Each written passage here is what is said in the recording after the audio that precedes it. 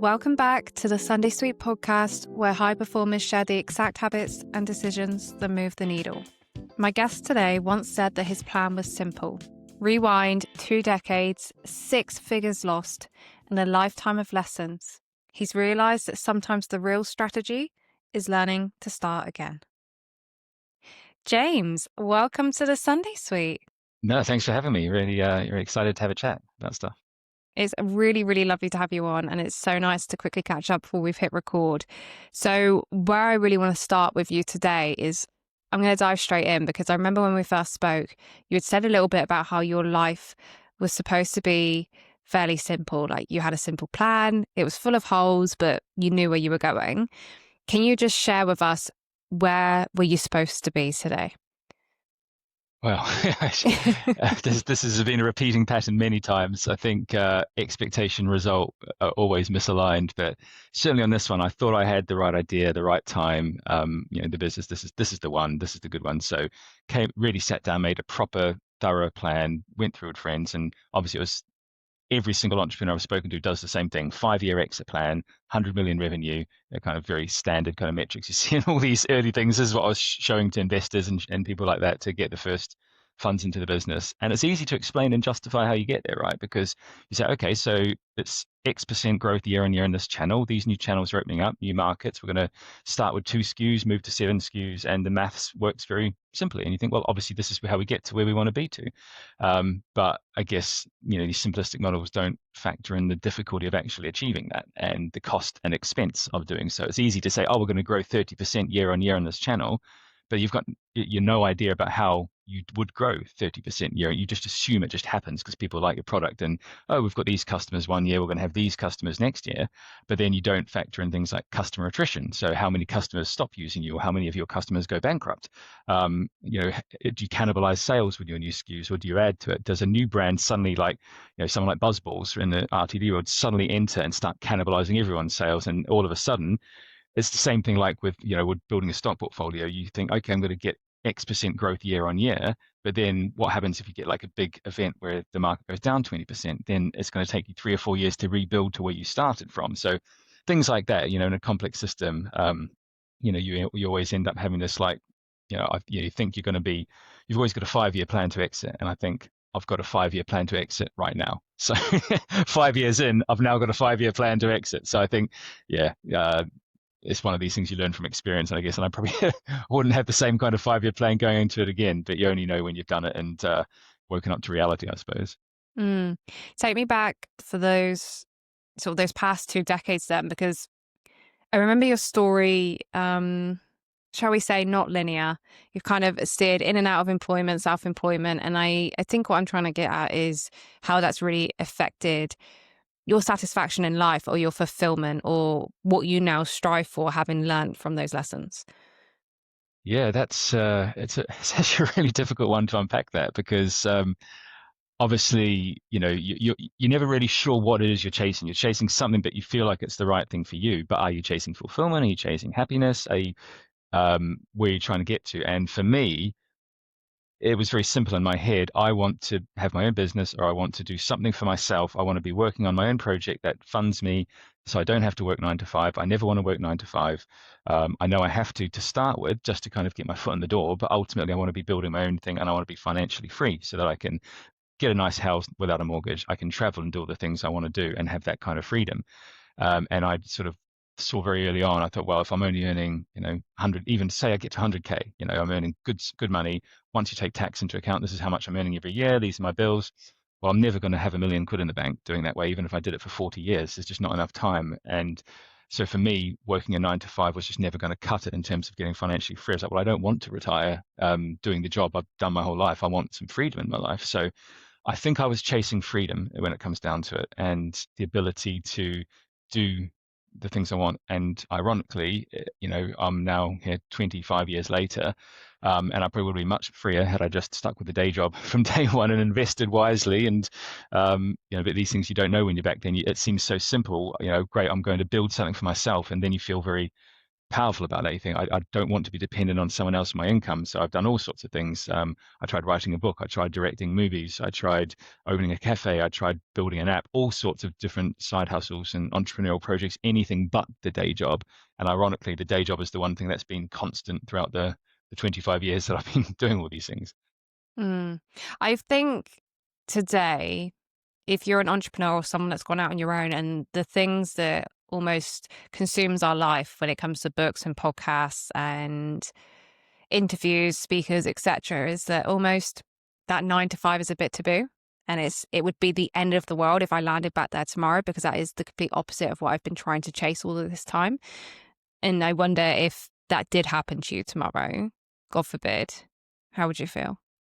I mean, I think I mean, I've always sort of had that in the back of my mind. I've known that that's plan B. That's if I've said to myself, I can't keep chasing entrepreneurial dreams forever until I'm 70. I know some people would, but for me, it takes a lot of energy. It takes a lot of time. And at some point, you've got to think about your quality of life. And I think what the last big proper entrepreneurial endeavor that I've done has shown me is that it's nothing at all like Instagram or TikTok show you it is. You think, people are all about the hustle. I've got my matcha latte on my way to work, and I've just done Barry's boot camp, and now I'm off to build an empire for myself. And people think it's so romantic. Oh, I want to do that. I don't want to be stuck, doing HR assessments and stuff in a 9 to 5.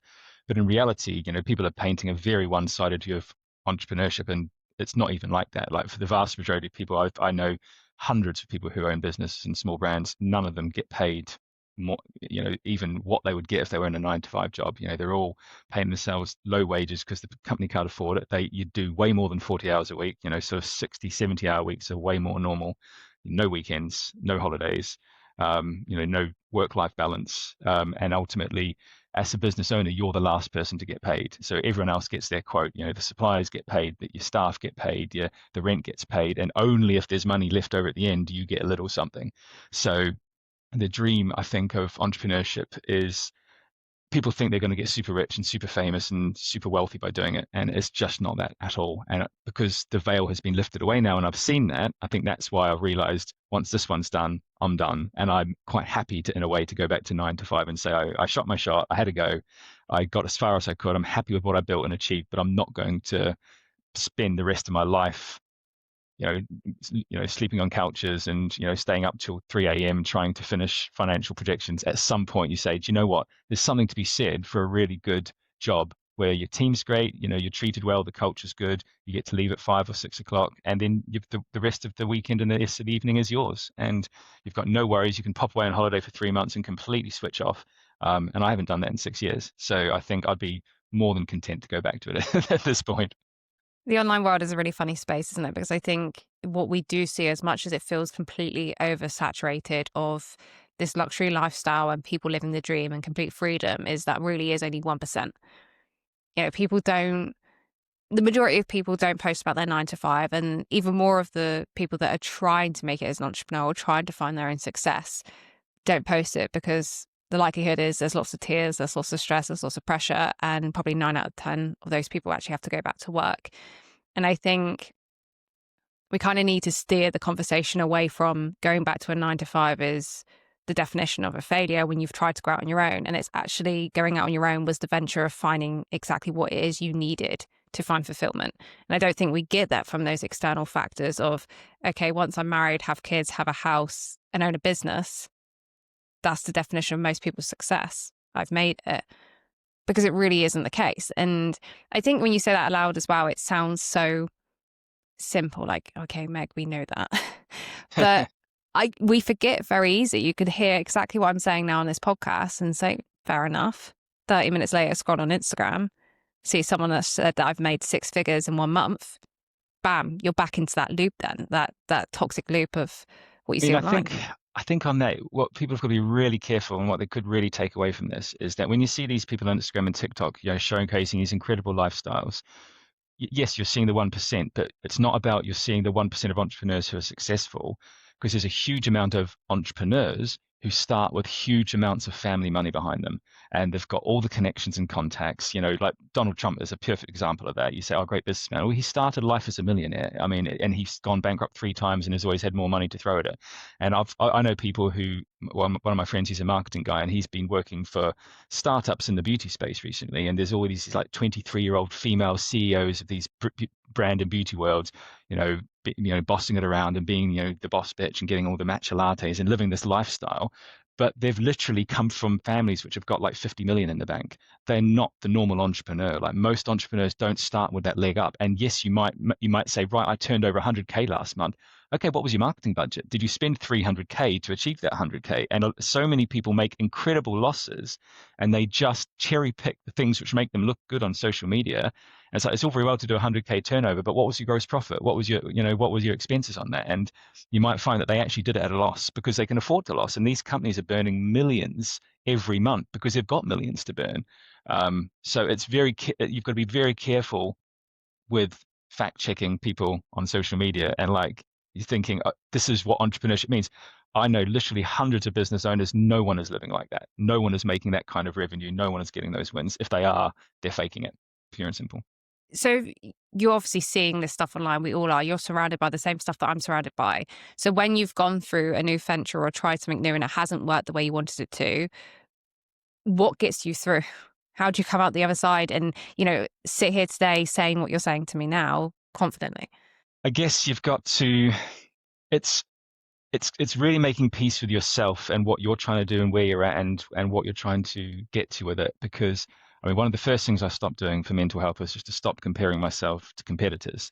I took myself off all their social media accounts, all their LinkedIn's. I didn't want to see their wins. I didn't want to see their posts because, first of all, like I said, you're getting a very, polished and processed and cherry-picked version of their success.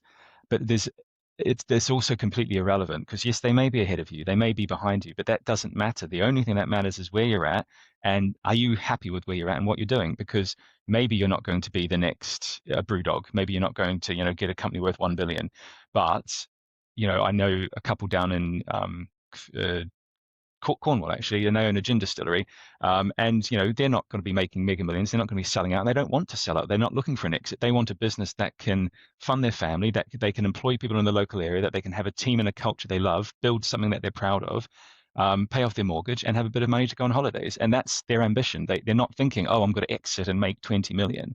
And there's plenty of people like that. So it's really just a little bit of stepping out of the game, I suppose, and this race to see who's going to win, who's going to exit, who's going to build this, and say, why am I doing it? Where am I at on that journey? And do I still think I'm going to get to where I want to get to? And if not, maybe time to step away and do something else. And once you sort of take the pressure off, certainly for me, you stop thinking, oh my God, I need to get to 100 million revenue. I need to sell out. I need to become this huge growth company. Once you take that expectation away, then it's so much easier just to manage the day to day because you think, okay, well, I've got a new win today. I got a new listing. I built a new product I'm really happy with, and that's enough. I don't need all the other stuff.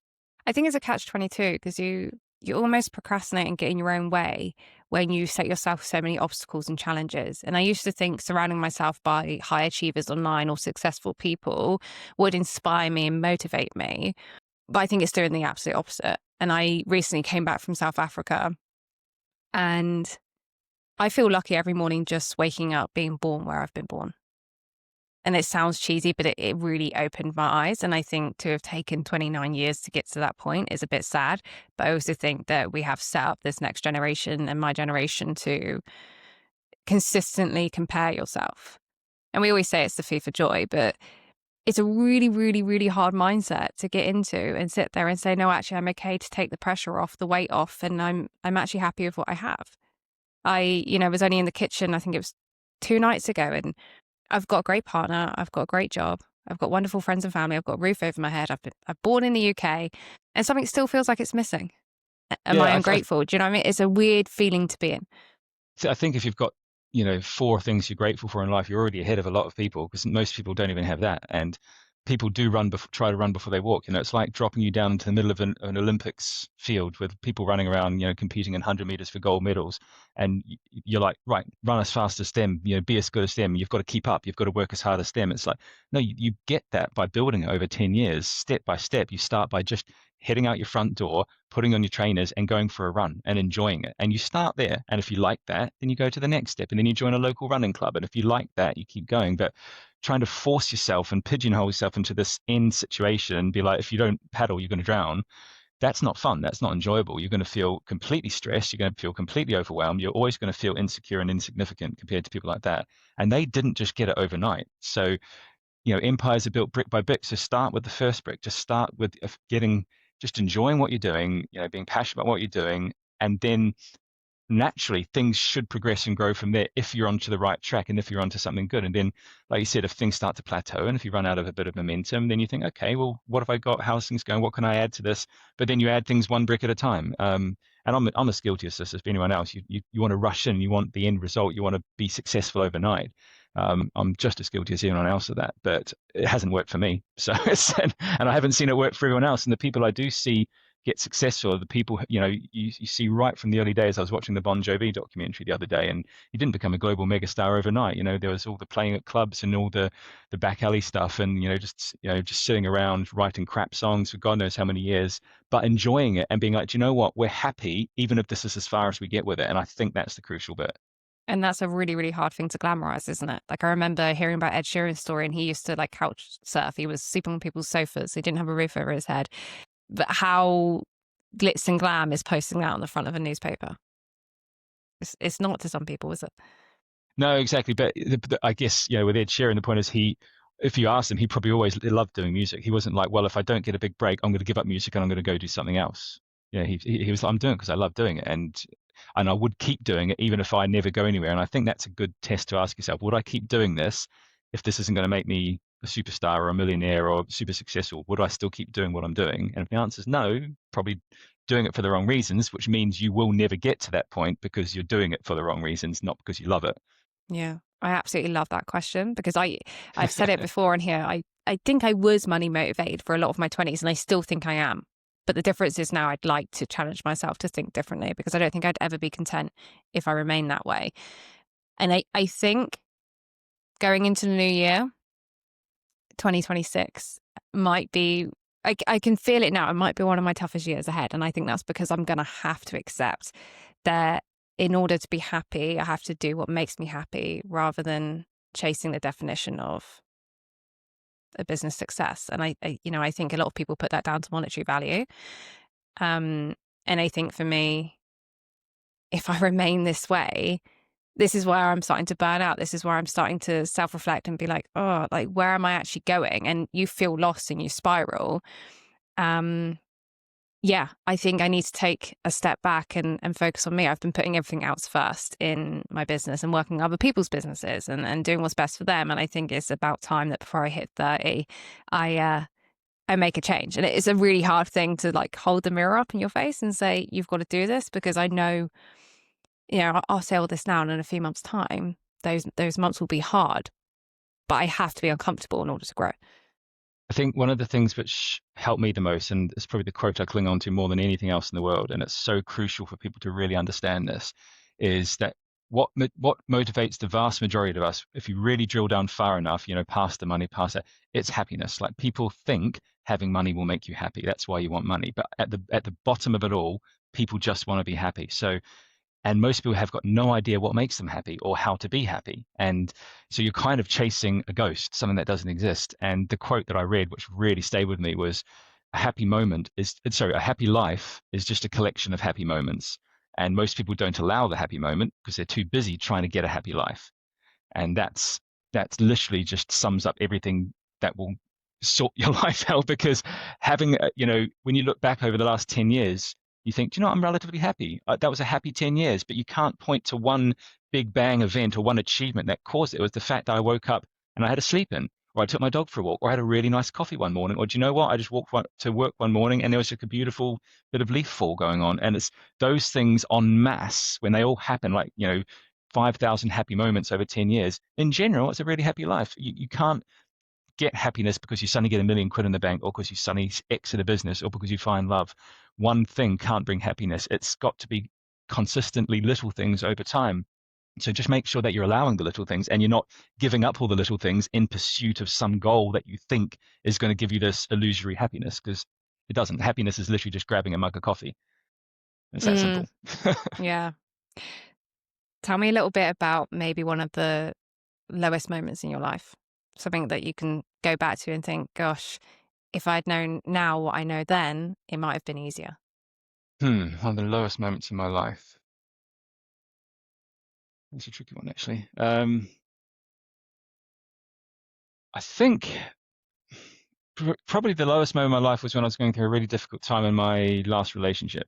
It was kind of a 12-year relationship. It was incredibly toxic. I wasn't prepared for it, as most people aren't. If you sort of fall in love and you open wide and you've got all the dreams of this beautiful life you're going to weave, and then you're with someone who is incredibly toxic for you and incredibly emotionally damaging, and you're basically, it's like stepping into the ring with Rocky. Like you're not prepared for the fight, and you get completely pulverized to pieces, and you don't know how to rebuild yourself from that. And that was that was a really, really difficult time to go through. And I suppose what I suppose it's nothing to do with business. It's more on a personal level. But I think what I went into a situation, it's not quite realizing how dangerous a relationship can be. And every young people wants to be in a relationship. Everyone wants to find love, but no one actually quite realizes just how dangerous it can be, and how much it can set you back and how much it can damage you and give you trauma for the rest of your life being in the wrong relationship. So, don't be in such a rush to get into a relationship.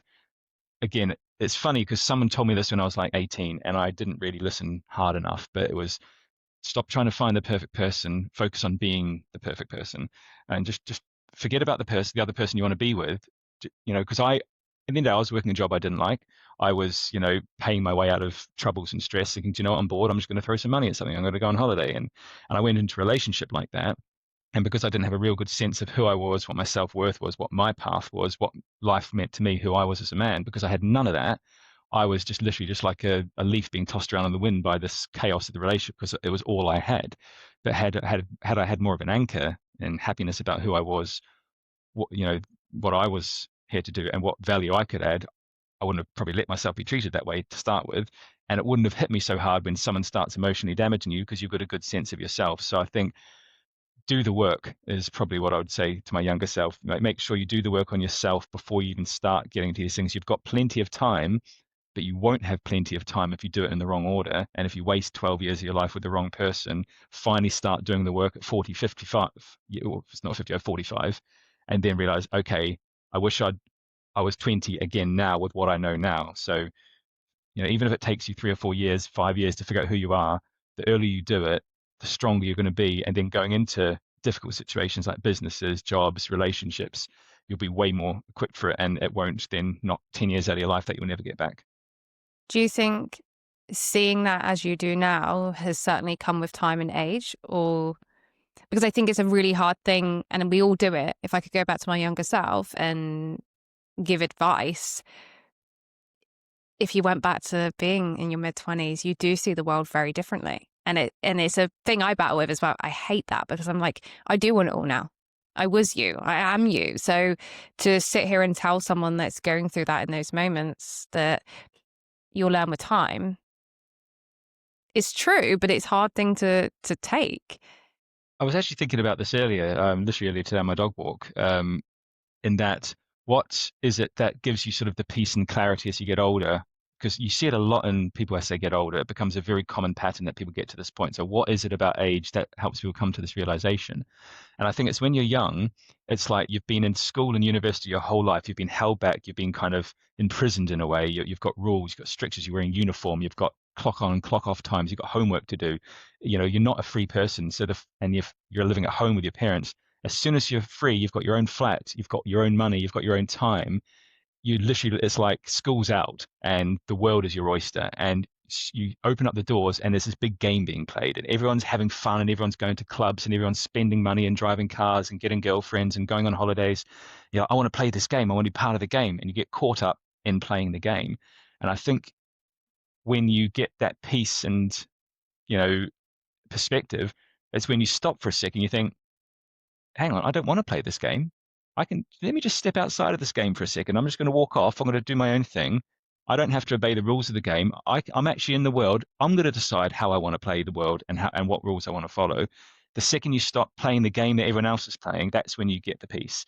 So I think It's about not getting caught up in what everyone else is doing and just really sitting back and actually looking at what you're seeing and seeing people going out to clubs every night and getting drunk and coming home and spending the rest of the day hungover.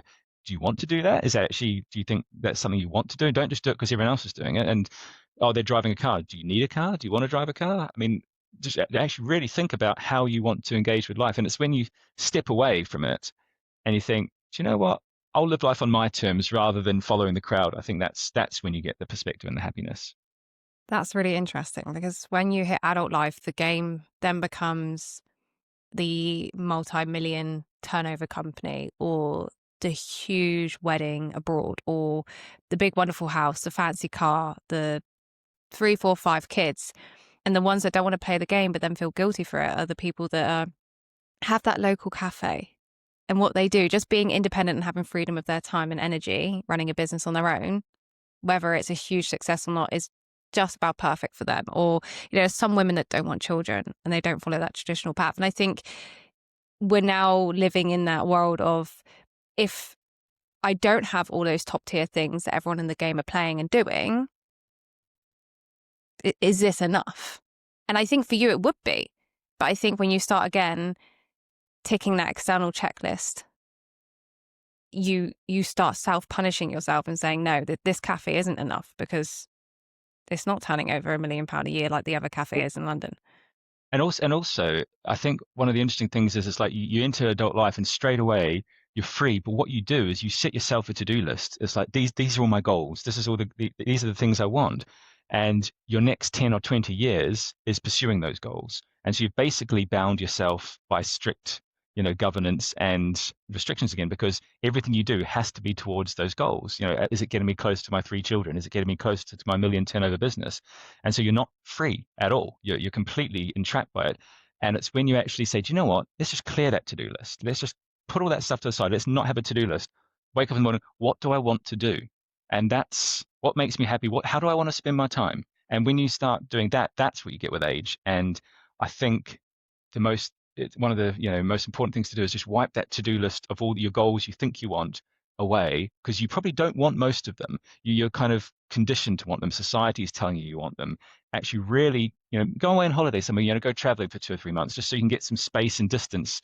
The reason why traveling is so good sometimes is because it takes you away from that game, that environment, so you're not looking at it every day. Turn social media off.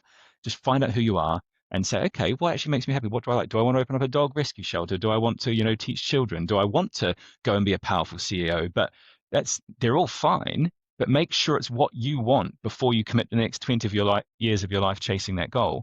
And I think everyone chases it because it's, like the old boomers, you get a job, get married, have a kid, pay off your mortgage. And that was their life and that was their goals. And nowadays, like you said, we've got our own set of goals. Gen Z have got their goals. Gen Alpha have got their goals. They're kind of almost, they come preloaded into their system from social media. Everyone starts with these goals. Just wipe it clear and say, is that what I want? And I always say the same with university. I see so many parents in their kids to university not thinking, it's 3 years of their life. Do they need to go to university? Do they need a degree? Are you spending 3 years of your life and 50 grand of student debt on something that they actually don't want? And their life path goes in a different direction. But university is an easy next step for people. Do you know what I really like about landing that question on your lap there? What was your lowest point in your life? Is because we obviously didn't talk about it. I didn't prepare you for that one. It was a very big question. I apologize. I thought you were going to say, and I'm glad you didn't. I thought you were going to say losing 6 figures, but it really shows you as a person that actually losing part of yourself and your time was far scarier of a feeling than losing money. Yeah, and I think, and I'm not sure this is a good thing, but the amount of times I've lost 6 figures in my life is kind of, I could go back so many times of decisions I've made in my life, and I've kind of got to the point where I just laugh at it now because there's no point. It's been and done. If you had a crystal ball, I had a house. I bought a house when I was 25. In Canary Wharf, and this is when I had the cafe, and the cafe I took out some loans for, and I kept pumping my own money into the cafe to keep it afloat for about 2 years, which is where all the 6-figure loss came from. But then I was like, right, let's shut the business down. I don't want to lose any more money. I can't afford to lose any more money, but I've still got these loans. and I saw that the house had gone up like 50K in value. So I said, well, I personally think the market's about to correct downwards. So let's sell the house now. Let's cash out. Let's take that profit. I can pay off the loans, start again square. And had I just kept the house, I probably would have made another 500K on it by now. It's things like that. Just a simple decision to keep my house, let alone the fact that I was renting it out and I was making about 12, 13 grand a year at the time, probably be 20 grand a year now on the rent. So, I would have probably had $750,000 in the bank right now had I just not sold the house. One very small decision. Things like that, it's happened so many times now. And with my current business, I took my life savings and I put it in. But at the same time, a very important thing to realize is opportunity cost. So it's not just the money you lose on something, it's what you could have made by doing something else. And I had this moment where I was thinking about leaving my job to go full time with my current business. And my current business, my current work in a bank had just everyone cut everyone's rates by 15% because the economy was struggling. So everyone's daily rates had gone down. And I was just thinking, do I go out and see what's in the market? Do I get a better rate and get try and top up what I'm getting daily? And I did. I just explored. I went for a hedge fund and they offered me a job, and it was insane money. Like it was, I'll tell you, it was about 225,000 a year. It was ridiculous money. Um, and I just thought, if I take this role, they're going to take their pound of flesh. I'm going to be working so hard. I'm not going to have time to focus on my business. At least my current job, it gives me enough headspace that it's not too difficult. It's not too challenging. I'm earning less money, but I can do both jobs at the same time. With this new job, I would struggle to launch my business. Do you know what? I really want to back my business. I don't want to sacrifice that. So I turned down a job for 225K, and I was on half that. And I actually then walked away from that job 3 months later and went completely full time on my business. Didn't even get a salary. So had I stayed at that hedge fund for 3 years, you're talking 3 years of 225K salary. So that's money I could have in my bank account right now that I chose to turn down to focus on my business. So at some point, probably a while ago, I kind of let go of the idea of money because it'll drive you crazy. Trying to think about all the opportunity loss and what you could have done and where you could have been. Think, do you know what? I've made my choices. I'm going to say I'm happy with my choice and it is what it is. I'm not going to think what if, because you'll go crazy doing that. Having less of an attachment to money now, what benefit has that done for you? I mean, I think it just allows you to think more about what is important to you. And I think, it used to be the number one thing. And as a contractor, I was as an IT contractor, and I always thought, like we all do, oh, you're earning 2, 3 times the rate of a permanent employee, so you can afford to go on more holidays. You've got more money in the bank, so you can literally you don't have 25 days holiday a year. You can take as much as you want. So this is so much of a better situation. You could take 40 days holiday a year, and you still come out ahead. Reality, you take no holiday because every single time you take a holiday, you're thinking about that £500 you're missing out on. And you think, okay, the cost of a holiday is no longer just the price of the tickets and the hotel and the spending money. It's that plus the money I'm losing by not being at work. And that's how your mind works. And so you end up not taking any holidays at all because it's like, well, this holiday is actually costing me 5 grand when it should be costing you 1.5 grand. When you factor in the lost income, it's 5 grand. And as soon as that number's in your head, you don't take the holiday. So when you obsess about money, and I've got friends like that, they just do nothing but obsess about how much money they're saving, where they're getting to with their retirement plan, and they don't live. They're like the biggest misers and biggest Scrooges on the planet, because money is everything to them. And it's you need money. Don't get me wrong. There's more than ever these days. You need money, but it can't be the number one thing you're focusing on because otherwise you get to 40, 50 and you haven't lived your life. Now that I'm less concerned about money, you realize that your actual quality of life doesn't have to change that much if you don't have money. It really doesn't.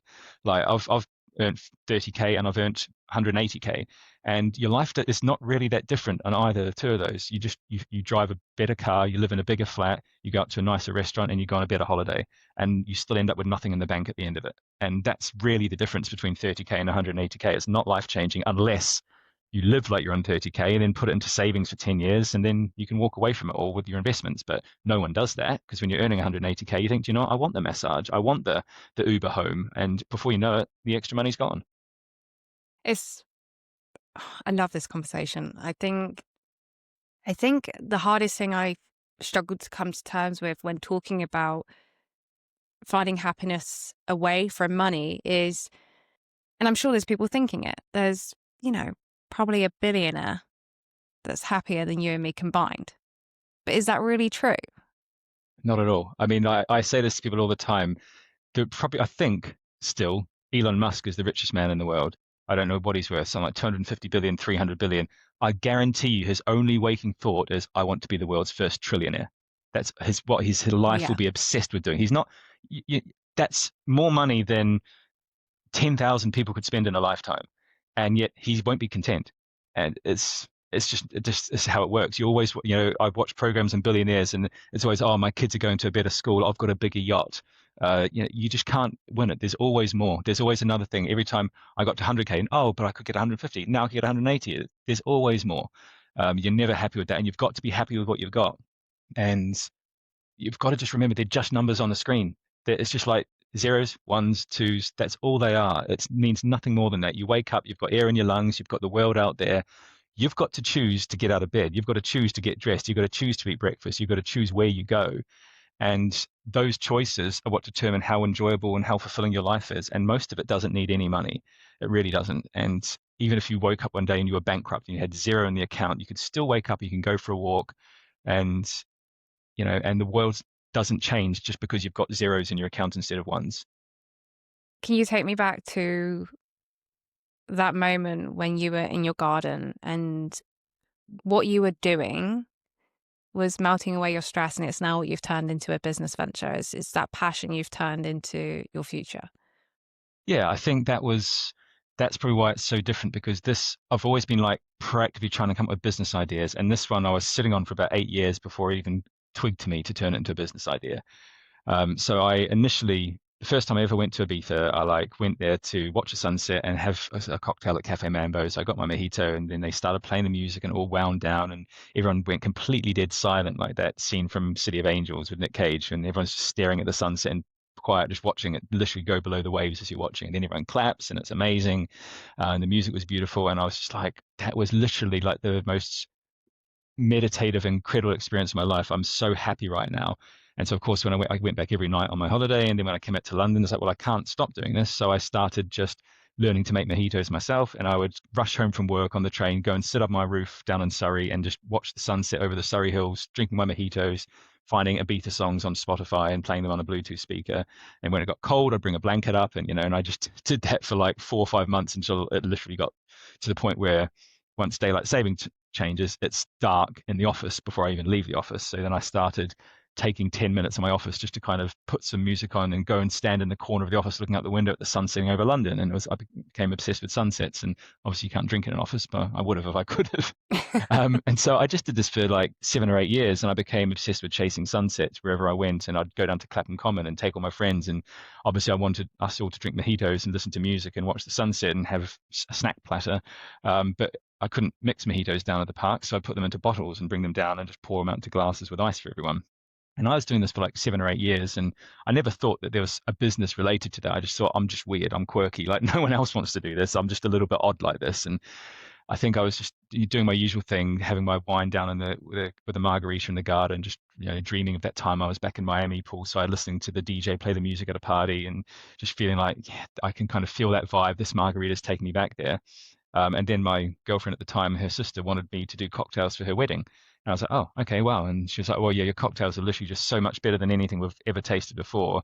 We're looking at different people to do our cocktails for our wedding. We want you to do them. And I suddenly realized, do other people think my cocktails are so much better than the cocktails out there? And apparently so. So I was like, well, of course, that's when, is there a business? And it clicked in. And then my entrepreneurial brain was like, could this be your next big thing? And what would that look like? Are you going to have a mobile cocktail cart and go around weddings? Are you going to franchise it out and obviously explore all the different routes?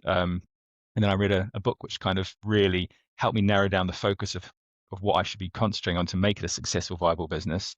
And that made me think about doing it as a product business. So, okay, so it's something that you can replicate, you can scale. It's something like a wine or a liqueur. So you're going to taste that perfect mojito just by cracking open a bottle every single time. And that's okay, this is interesting. And then obviously I spent the next couple of days reading books and doing market research, which is what I'd learned from my first ventures. Don't just dive in head first, actually do some work to think about the idea and think it might be a fun, good idea, but is there a market for it? Is there competitors? What's the growth in the market? All the sensible stuff. I was right, I'm going to do it properly this time, because I'm not going to jump in and then lose another 6 figures on this. I want to make sure if I am going to take my next venture, I'm going to do it properly this time. And tell me, because I know at this time you also learned that you learn from your past experiences, you learn from the things that maybe worked and what didn't work. But one of the things that really stuck with me actually is that you said you were once driven by emotion when going into these new things, and now you want to lead with logic. Can you just explain that? Yeah, I think I was always liked to see myself as an instinctive person, someone who had good instincts, who had a good gut feel, who could literally make a decision like that and get it right. And I kind of like that about myself. So that, when you tell yourself a story and a narrative about the kind of person you are, it supports you making those decisions. So I don't want to be someone who sits there and does spreadsheets and numbers like an accountant and comes up with the logical thing. It's like, no, I want to be that, Tony Stark character who just kind of leads with his gut and gets it right and follows his instincts. Um, and the problem is that emotion is a useful thing, but it's useful at a macro level. It lets someone know someone's toxic for you. There's a bear chasing you. But it's not a finely tuned strategy. It's useful for getting you off the ground and doing some action.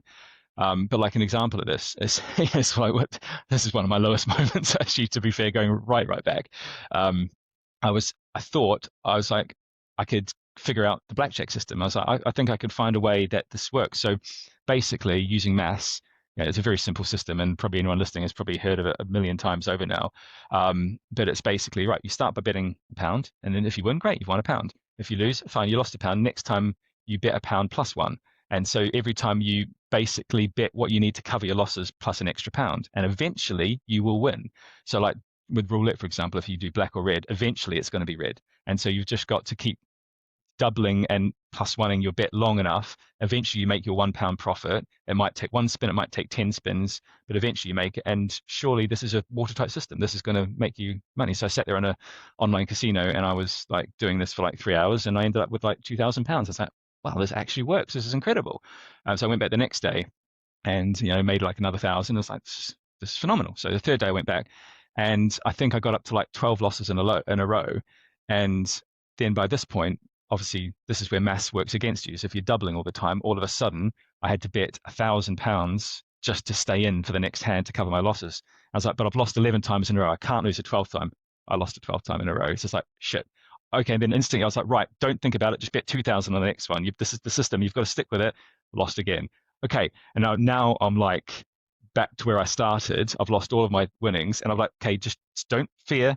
Just go with it. Go with it. Bet 4,000. And so I did it again, lost again. And at that point, I was like, I'm now down £4,000. And literally, like, I was shaking. I literally had to turn the computer off and walk away, because it's like, this is where emotion takes you. It's like if you'd stopped to think, it's like, yes, it's unlikely you will lose 14 times in a row, but it is possible. And the system only works until that happens, and it will happen eventually. And there needs to be a stopping point. There needs to be like some kind of like circuit breaker to stop you from acting on emotion. And that's I guess an example of where emotion can kind of take you bad. So now I think it's important to get excited about stuff. You don't want to get too bored and too process driven about things. You still got to keep the fire. But the people who succeed in business are the ones who understand business, who understand finances, and who run a tight ship. And that makes your experience of running something, or being in a relationship, or whatever it is, or doing a project renovation of your house. If you just go into a project renovation saying, oh my God, I want a big roof terrace, you're going to end up with disaster. But if you think, okay, let's talk to an architect, let's spend the money, let's get the plans right, let's think about load bearing. If you do all that logically, you're going to end up with your lovely roof terrace that actually works, and you're not going to end up 100K out of pocket because your house is a disaster and it's been, decommissioned. This whole episode, I'm thinking, and even previously when we started speaking, you seem to take risks. You seem to take that next step. You seem to keep going and keep fighting and keep striving for more until you reach whatever is your pinnacle of success. And I wonder, where does that self-belief come from? Because you must have a fair bit of that in order to keep going. I think, a lot of people would have stopped at the first or second hurdle. Hmm. Yeah, it's interesting actually. I suppose a big part of it is a lack of fear. And I think fear holds a lot of people back. And I've always wanted one of my core beliefs and core values to be that I'm fearless, that no matter what happens, I'll throw myself in. And if I end up a little bit out of my depth, that's fine. I'll figure it out. I'll find a way out of the problem. And I have many times. Um, so I think, yeah, I definitely am a risk taker because I don't have fear. And I think one comes from the other. And once you start having fear, you become more risk averse because you know that there's an option out there that could result in a big win. So who wouldn't want a big win? There's no reason anyone wouldn't want a big win. No one's going to turn around and say that win's too big for me. I don't want that. The only reason people don't go for the big win is they think it's too risky and they're afraid of the negative consequences of what happens. And I suppose I've never been afraid of negative consequences, which is not necessarily a good thing. You kind of might need somewhere in between the two of them to have the best chance of a good outcome in life. But for me, I think it was that you get one go on this roller coaster, one chance around at life. You get old and it's over with far too quickly. And I think, do you know what? If I'm here, if I've been given this chance at life, I'm going to give it my all. What's the point in doing it half-assed? What's the point in only giving it 50% or not fully seeing where I could go? Which is why I came to London to kind of do businesses and not do 9 to 5. Because for me, it was always about how far can I take this? I want to see how far I can take this, and there's no point. If I was going to jump off cliffs, I'd jump off the highest one. If you're already there, there's no point jumping off the middle cliff because then you'll always be wondering what about the higher cliff. And so that's kind of always been my attitude. So being fearless, I think, helps me be a little bit more pro risk. And again, I think going through something like losing 6 figures, at the time it feels terrible. At the time you feel, oh my God, it kicks you in your stomach. You're dwelling on it. What the hell have I done? 5 years later, you don't even remember it, and you're back, in a nice flat, living a nice life, going on holidays. You can bounce back from anything, I think, is what I know. So that's probably why I'm not worried about consequences, because I know that no matter what situation I get into, however bad things get, I'll figure it out. I'll find a way out of it, and life continues on the other side of it. And as soon as you've got that mentality, then there's nothing to lose. You might as well go for it. Oh, well, I dropped, pick myself up and go again. I really love your mentality. And I do think, there's many of us that wish we kind of had that, but we don't look and think, well, I've survived this far, or I've come this far. I think it's in a lot of us. But I think sometimes it takes an inspirational quote or an interesting conversation or a friend or a shoulder or something that's like that light bulb moment for you. But I also think you do have to go through the heartache and the pain to know that you can survive it and come out the other side. It's totally self-belief. It's the fact that so many people are afraid that they'll get themselves into a situation they can't get themselves out of. And as soon as you feel that, then your barrier of where you're comfortable of acting really shortens. But if you don't worry about overstretching, because even if you do overstretch, you're confident that that you trust yourself and you back yourself enough to deal with whatever situation might come along, then you're less worried about where that line is, and you can flirt a lot closer to it. But I think you learn that line by just doing. And I think, I didn't just wake up in the morning when I was young and just start taking massive risks. I think I was always taking smaller risks, and then I took medium risks. And then the more risks you take, the more you realize, oh, there are no real bad consequences. All these things people are telling me not to do, I'm doing them and I'm fine. So it reinforces you and strengthens that belief that you can take risky behaviors and nothing really bad is going to happen. And then maybe one day something really bad does happen, and then that will put you off and it will set you back and you think, actually, do you know what? Maybe I'm not going to be so risky anymore. Maybe I'll play life a bit safer now. But it's just starting small and just starting. If someone came to me and said, I'm afraid of doing things, I would just get them to start by doing smaller risky behaviors and they will then see, because you can tell someone till the cows come home. They won't believe it until they've done it themselves, until they've actually taken that step. They've stepped off the diving board, and once they've done it themselves and they realize, oh, I'm okay, then they'll take the next bigger risk. And it's self-fulfilling. You become more confident in yourself the more risks you take. So just start small, and over time you get more okay with risk. I always round up these episodes by giving our listeners something to take away. So almost like an action, a tool, a habit, a question, a book, a podcast, anything it might be that you think could help someone. And it's really so that they've taken time to listen to this episode and reflect, but they've got something to turn into an actionable goal tomorrow to work towards their own goals. And so I wonder if you have anything you can share with us. Yeah, absolutely. I've got a couple of things. So one thing I'd say is, just from a book perspective, the one that really helped me make this business a success was called The Millionaire Fast Lane. And what it does is it talks to you about the structure of a business and how to approach an idea and all the different elements a business should have if it's going to be viable and if it's going to be big. Like, it talks about the size of your audience. It talks about, is it scalable and things like that. So I ran this cocktail idea through all of the filtering process this book gave me, and it whittled down what I could do in the cocktail world that would actually have grounds to be a scalable business that could grow in a big way. So it's a really great blueprint for that. But personally, my own advice to anyone who wants to do anything with an idea, whatever that idea is go straight on day one to the coalface, speak to the bartender, the store owner, whoever it is that's going to be selling your product or engaging in your service before you write a single thing on paper. Because everyone comes up with the perfect theory, the perfect business plan, the perfect creative idea, and you don't get your first test in the market until way too late. And like even now, like even recently, we got a new wholesaler on board to stock us into hundreds of stores around London, and we're finally got onto the ground and gone into these little off licenses in the convenience stores, spoken to the owners, seeing what else is on shelf, and we're finding out that other brands are outselling us. And it's like, oh, why is that? Oh, because they've got more brighter packaging. It's like, well, 3 years ago, had we gone to these stores as our very first thing before we even designed our first label, before we came up with the product name or anything, see what's actually on shelf, what's selling, ask the store owner what are customers buying, because it might surprise you. You might think, oh, people must buy this because it's tasty, and you might find actually no, they're buying this because it's more colorful. And I did this when I created the app for splitting drinks and bills like 12 years ago. And I spent 3 years developing the app. And then I finally started going to bars and trying to sell it to bar owners. And they weren't interested. They were like, this is not a problem for us. We don't have this problem. We don't want this product. Had I literally just gone and on day one to speak to bar owners and said, if there was a product like this, would you be interested? They would be like, no, I would have saved myself 3 years. So just literally go straight to the coal face, find out what else is selling, what your competitors are doing, what's there, and you'll save so much time in the long run before you even start building your minimum viable product.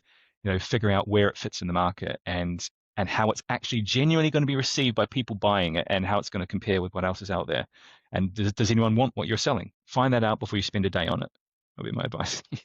I love that. I absolutely love it. And I think it's because we're always taught when we're creating we're always taught that when we're creating a business or selling a product or have a new idea, that one, be passionate, but two, is it a problem that you're solving? Is it actually a pain point out there? And I think usually we tap into what's a pain point for us internally. And because that consumes our lives, actually being a problem, all of a sudden we start thinking it's everyone else's problem. So going out there and actually asking the market, I think, is really, really great advice. I honestly cannot thank you enough for your time today. I go into each of these episodes not knowing exactly where they're going to go, but I'm so thankful that you were really honest and you just took on my questions with ease. You were super humble, and it's really been a lovely experience for me today. So thank you so much for your time. No worries. No, so I enjoyed it. Although, I'll think more about my lowest point in life before I come on these in the future. I did catch you off guard a little bit. Again. Thanks. No, thanks so much. It's been really enjoyable. So as always, you have some homework to do. Take James's advice and commit to it for the next 7 days. Track how it changes your focus, your energy, or your results. Because as we know, patterns compound and small shifts really do move the dial. I think our biggest takeaway is that failure isn't the opposite of success. It's actually the foundation of it. The goal here isn't to win faster. I'm Meg, and I'll catch you next week for a brand new episode of the Sunday Suite.